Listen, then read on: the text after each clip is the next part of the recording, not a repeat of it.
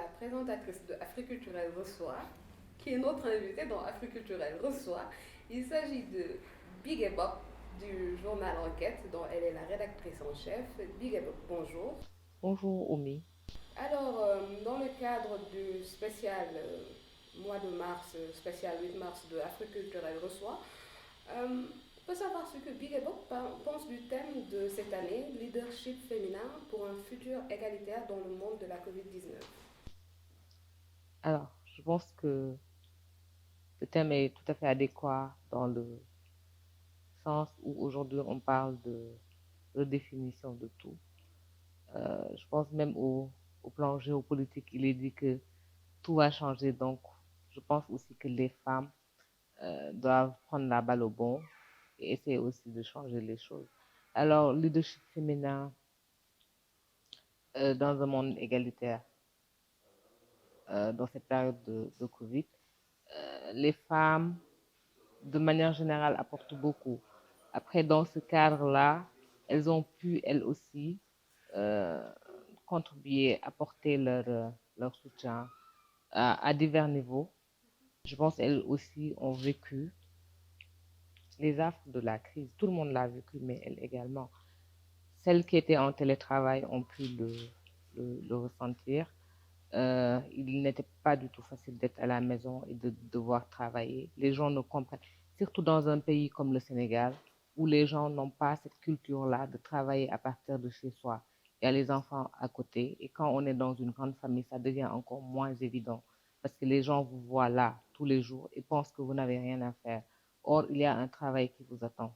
Certaines ont été obligées de se démultiplier pour pouvoir assurer et leur devoir professionnel et leur devoir à la maison. Ça n'a pas du tout été facile. Je pense que les femmes ont pu tirer beaucoup de leçons, comme beaucoup d'autres de cette crise-là, mais elles particulièrement. Mm. Alors, vous êtes une femme, ça se voit. Journaliste, une femme journaliste, et rédactrice en chef, une promotion intervenue juste quelque temps ou en pleine période de pandémie. Comment vous êtes arrivée à gérer tout ça?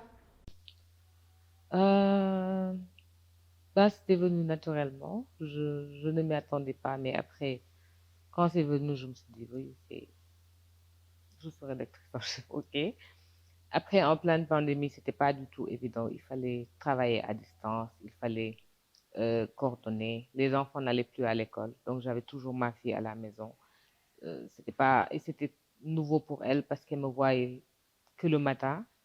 Quand je terminais le soir, elle dormait déjà. Euh, donc c'était pas très facile. Et il fallait coordonner la rédaction, coordonner la maison parce que le mari aussi est en télétravail, donc tout le monde est à la maison. Il fallait assurer ici, assurer là-bas. C'était pas très évident, mais après quelques mois, on a pu s'adapter. Et puis voilà, maintenant, c'est plus de problème, quoi. On sait comment ça se gère. Et on a pu découvrir que, pas découvrir entre guillemets, qu'un journal peut se faire sans qu'on ne soit tous à la rédaction. Et ça, c'est très bien. Nous, ça va faire à Enquête, ça va faire un an que nous sommes en télétravail. Et pourtant, ça fait un an que le journal sort tous les jours de manière tout à fait normale. Et pourtant, personne ne va à la rédaction, à part les gens de l'administration. Tous les journalistes travaillent à partir de chez eux. On a pu se recréer. On a pu recréer des conditions de travail, établir une rédaction, même si elle est virtuelle. Après, il y a des revers de la médaille, parce que actuellement, on sent un tout petit peu de démotivation. Je ne dirais pas de démotivation, mais les gens ne se sentent plus peut-être vraiment euh, dans une rédaction. Donc, il faut toujours remobiliser. Et puis, il y a un peu de manque d'humanisme. Moi, je me dis, hein, il y a des gens que je n'ai pas vus depuis un an. Et pourtant, on se parle tous les jours. On a l'impression qu'on se voit. On a l'impression que le contact est toujours là. Mais ce contact physique-là est assez important quand même. Je pense quand même que même si on ne va plus peut-être reprendre le travail comme avant, il serait bien qu'on se voit parce qu'une rédaction aussi, c'est un peu de chaleur, euh, d'échange. Et quand on tient une réunion sur les réseaux sociaux, il y a certains qui sont pressés. D'autres, c'est en pleine maison. Soit on a euh, le déjeuner qui attend. Donc les gens sont un tout petit peu pressés. On n'échange pas comme on échangerait dans une rédaction, même si quand même on continue à faire le travail comme il faut. Je pense que on a pu, on a pu faire face et ça a pu aussi aider à faire peut-être quelques économies. Mais voilà. Et que le red chef soit une femme dans une rédaction où tous les red chefs étaient des hommes, ça n'a pas posé de problème en particulier? Moi, j'ai pas eu ce problème-là parce que je ne me suis jamais vue comme homme ou femme. Je me suis juste vue comme rédactrice en chef. Après, j'ai pas eu trop de problèmes avec les gens. Quand il y a un travail à faire, je leur demande de faire et ils font. J'ai vraiment pas senti euh, de problème. J'ai pas senti d'insubordination, on va dire entre guillemets, parce il n'y a vraiment pas de vraie subordination dans les rédactions. Mais je n'ai pas senti cela. Et quelles sont les femmes qui inspirent Big Bob?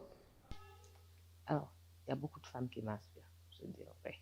Il y a beaucoup de femmes qui m'inspirent. Et la première femme qui m'inspire, c'est vraiment ma mère, pour diverses raisons. Euh, Ma mère, pour la rigueur, elle nous l'a inculqué. Euh, ma mère, ma mère, elle allait travailler tous les jours, très tôt le matin, toujours à l'heure. Donc, elle n'a jamais voulu que les gens arrivent en retard. Et elle a su peut-être. Et puis de ne pas.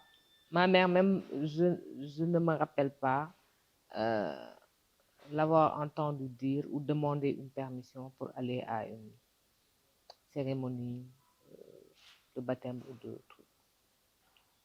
Elle allait à l'école et après peut-être l'après-midi ou le soir, elle y allait. Quand elle devait travailler, elle revenait avant, même si c'est en dehors de Dakar, elle revenait avant son jour de reprise. Donc, elle a toujours respecté le travail. Et je pense dans notre famille, on est presque tous comme ça parce qu'on a pris ça d'elle.